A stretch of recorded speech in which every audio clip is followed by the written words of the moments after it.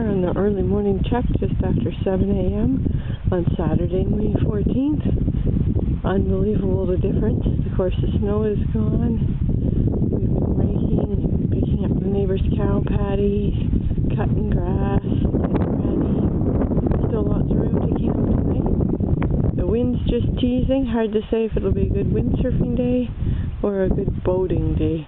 But this year the lake level's up considerably higher than it has been for years and years.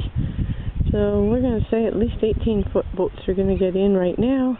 Who knows, over the course of the summer it may drop down, but let's enjoy it while we've got it.